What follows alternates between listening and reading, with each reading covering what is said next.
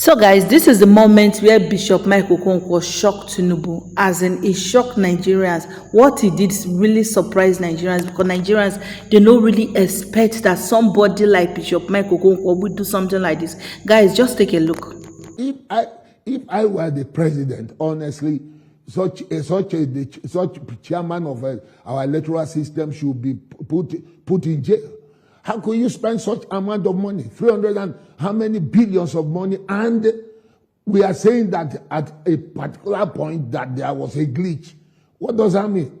So guys, you didn't see that coming from a Bishop Okonkwo. At the moment that people have been saying that all these bishops, they don't want to say anything concerning the election or what is happening in Nigeria because probably they have been bought. But somebody like Bishop Okonkwo coming out in this kind of time to say things like this, guys, he said a whole lot.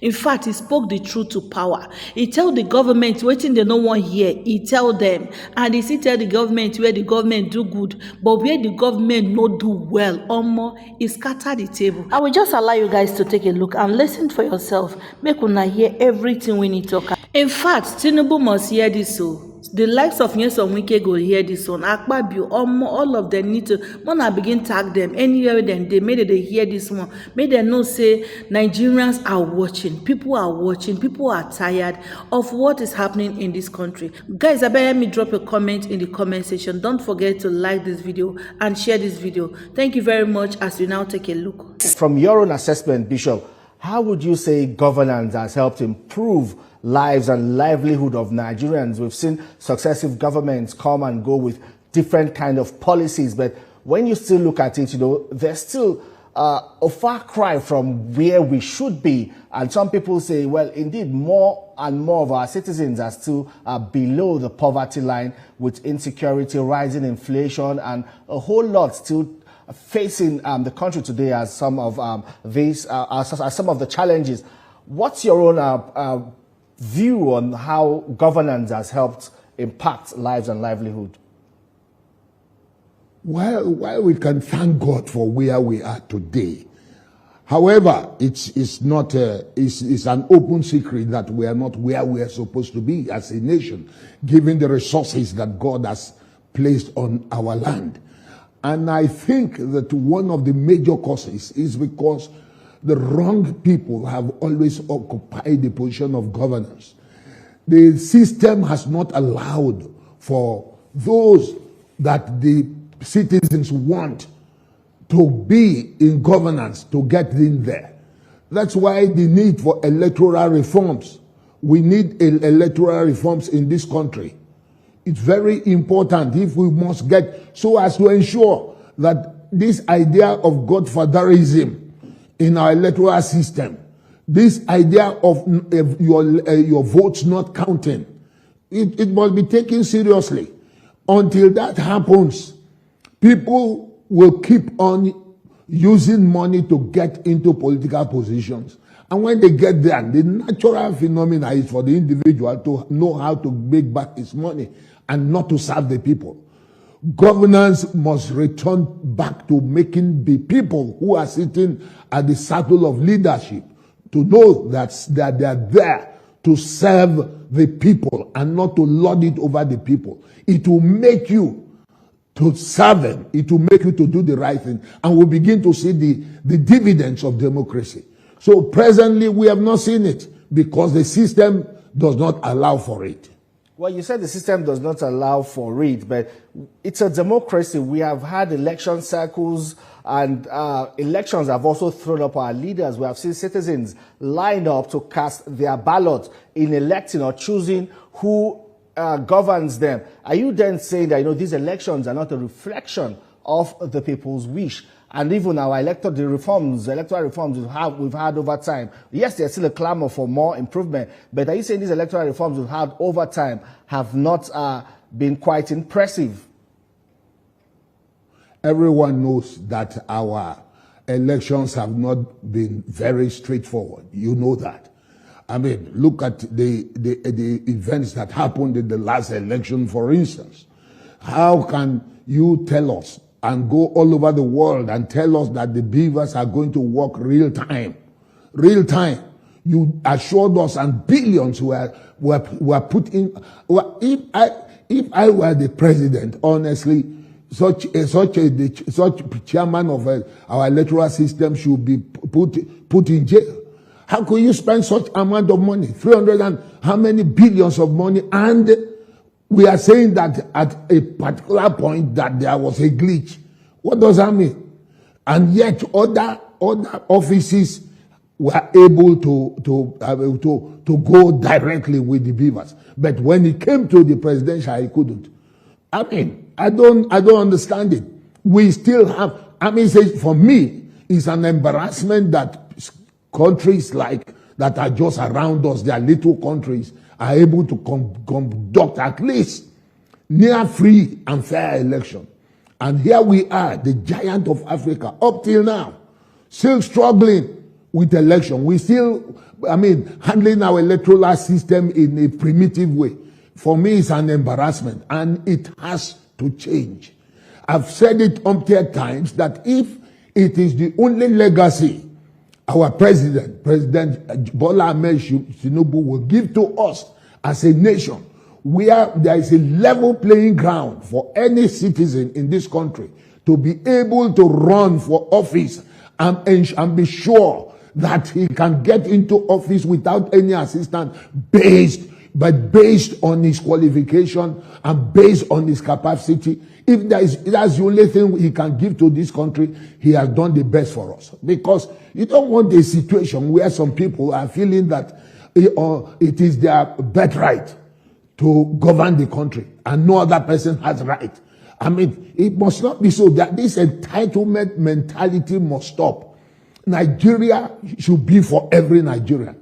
And so we need that. If it is not done, we are just playing to the gallery.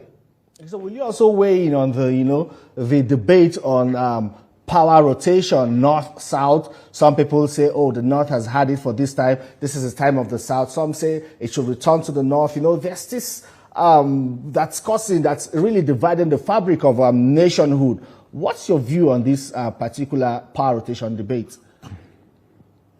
As good as it is,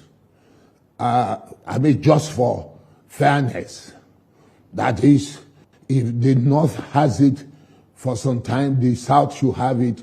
For me, personally, this is my personal view, and it doesn't have to be the view of every person, is that, look, wherever we have the best candidate, wherever it's coming from, I don't care whether it is in the same region, let him be there.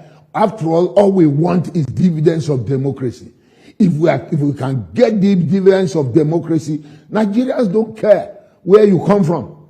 If you can give us good road network, healthcare delivery, infrastructural development, educational system, if you give all that social systems, you can walk into the hospital and be sure that the hospitals are working and it's not a death trap.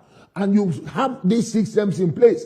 Nigerians are resilient people. We are very, very hardworking. They will work hard for themselves. So, for me, the region does not matter. And that's why I don't believe this issue of minority.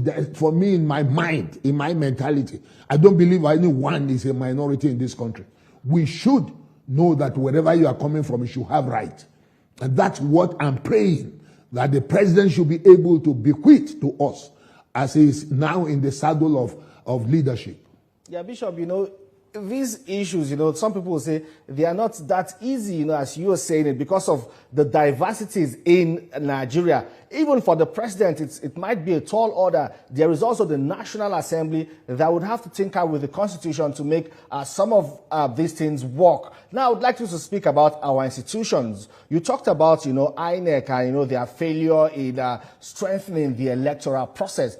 Let's look at other institutions now, because sometimes so much attention is always on the president, forgetting that we have the subnationals, we have the National Assembly, and we have also other institutions that are also supposed to function at the same pace and capacity with the government at the center. Would you say that, our institutions are also developing at the speed with which they should go?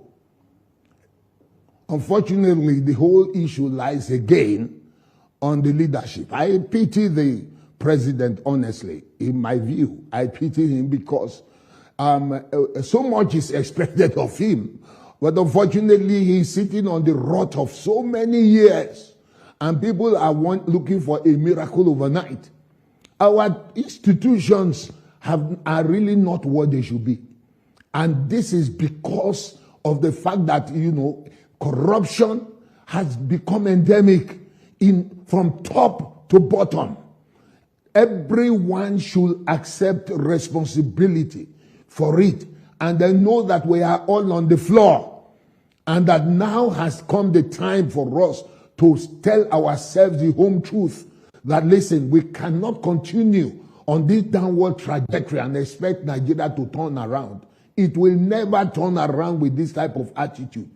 The hour has come for us to say, look, we want the Nigeria of our dream. I mean, look at our National Assembly. When I listen to the other institutions outside this country and see how passionate they are when it comes to issues concerning their citizens, just that there is a shooting in a school, it will occupy the mainline media. It will occupy their National Assembly or their parliament until a solution is found. What are we seeing here today in this country? People die like fowl, die like anything, and it looks as if it's nothing. Human life has become like killing chicken, and yet it means nothing. Insecurity is all over the place, and there are people running those institutions. They are bringing in fake products, fake medication into the country, and there are people running those institutions and allowing them to come. So the whole thing, there is a total breakdown of law and order. And I think that, and I pray that one day God will give us a type of leadership that will be both hard and have its own human face. Because the way I see things in this country, you don't need a kid's glove to change this country. No. Yes,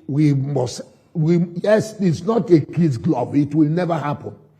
Because every person is cornering his own area. Every area is somebody else's oil well. That is what is happening. And until there is honesty and sincerity on all of us that are Nigerians, we will remain where we are. That's why I don't believe in shifting leadership, shifting the whole blame on the presidency. That would be unfair. It's not right. It would be unfair. Yeah, Bishop, you said that we need a leader who would not treat the issues in the country, the challenges, with kid gloves. This presidency has come with some kind of reforms. They call them some bold reforms, especially with the removal of subsidy, the unification of the exchange rate, and a whole lot of other reforms that they say that indeed it's going to cause temporary pains, but there will be gains at the end of it. What's your view about the implementation of these reforms, and would you say they are well conceived?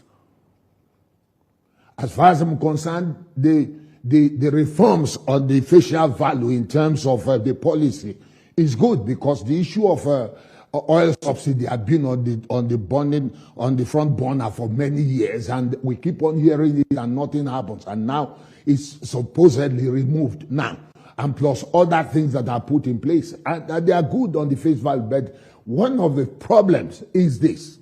One thing is to say that we want to ensure that we review our economic system in the country, but the leadership should also show through the way they function, the Nigerians, that they are serious about it. You can't be telling me about economic reforms and then we are carrying around this number of convoy. A local government chairman will be moving on the road with that long convoy. He's spending money. Why do we need that for? Who is after him? The cost of governance. It should be reviewed. It should be reviewed, and those in leadership should be seen to lead the way. Then Nigerians will know they are serious. They can't be telling us tighten our belt and they are not tightening the belt. I mean, we read, I mean, unfortunately for them, the social media has made it so easy for anyone to know what is going on around the nation. So we cannot be wasting money. There is so much wastage in the country. And at times I ask myself, is it that there is no accountability? Is it that there is no one calling some of the governors and those who are in the National Assembly to order? I don't understand it.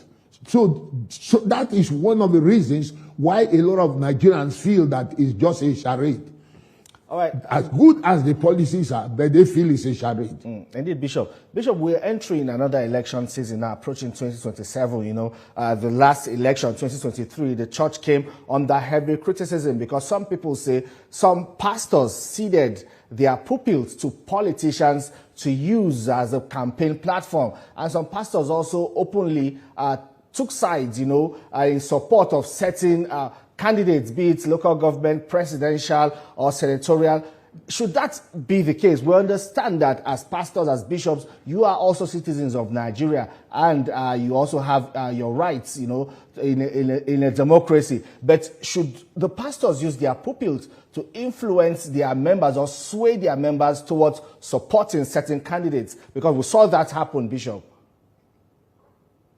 I don't believe in that. I mean, anyone who knows me knows I don't believe that our platforms should be used for political campaign. No. Why? My own reason, personal reason, is that, listen, in our churches, there are people with different political persuasions. And so if you now get up and say, I want all my members vote this party, there are people in your church that will revolt against you and tell you that's wrong. You can't tell me to vote for this party when I want this party. So that's why it is absolutely wrong for any pastor to get up on his pulpit and tell his people, this is the person you must vote for. The most you could do is to give direction. You know, put the options on the paper. Let the individual choose what they want. I'm not averse to church being involved in political process. They should be involved. In fact, it's one of the reasons why good people have not been thrown up as far as political positions are concerned. Because I remember in the past we used to say that politics is a dirty game, and we discouraged our people from getting involved in politics. But I think while Archbishop Benson Idahosa was alive, that was when we started to review that idea, and we started educating our people that, look, you have to be involved in electoral process. It's a part of your civic responsibility. But it must not be that you will use the platform to throw up candidate and say, this is the candidate you must vote for. That's not right. So if that has happened, that must be a big mistake, but I don't think it's the right thing to do.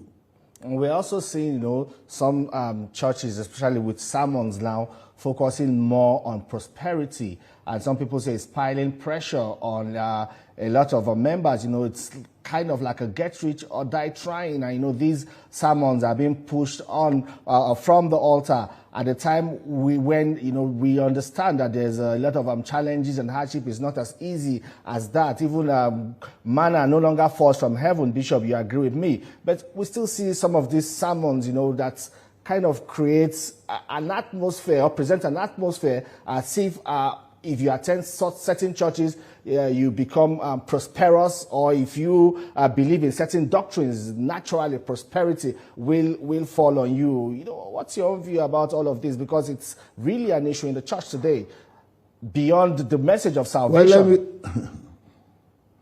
Well, let me tell you the truth. Much as we know that there are charlatans who are behind the sacred desk, pushing out wrong doctrine, just like in every profession, you have charlatans who do all manner of things. But I will not shy away from the fact that the word salvation is holistic. It's not just being saved from sin. It includes being saved from sickness, from disease, from poverty, from hardship, from disappointment, from frustration, or anything that the devil can give. It's a holistic word. It's a robust word. So when one receives Christ into his life, I expect that he will prosper all round. It's part of the package that was given to us as Christians.